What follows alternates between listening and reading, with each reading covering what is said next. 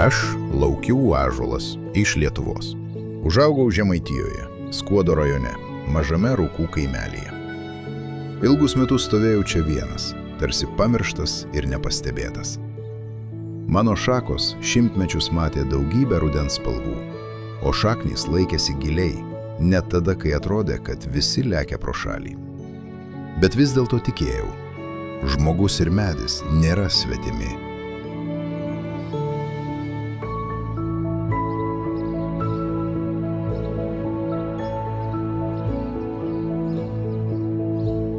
Ir pamažu žmonės vėl pradėjo ateiti pas mane.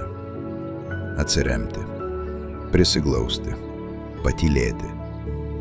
Tarsi širdis ieškotų šaknų, tarsi dvasia ilgėtųsi lėtesnio laiko, tarsi gilumoje žinotų, čia tikra, čia namai.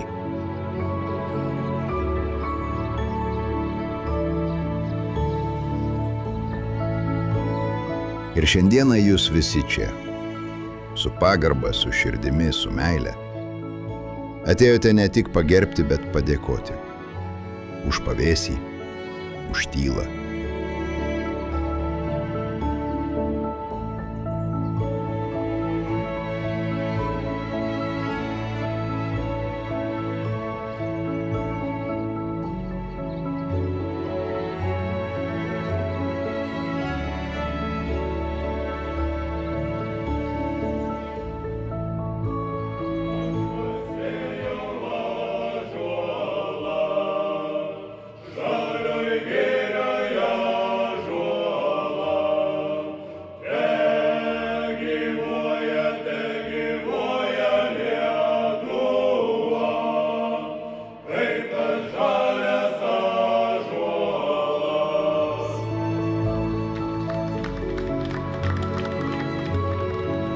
Jei jaučiate, kad net užmiršti dalykai gali atgimti, jei tikite žmonių gerumu, padovanokite man savo balsą.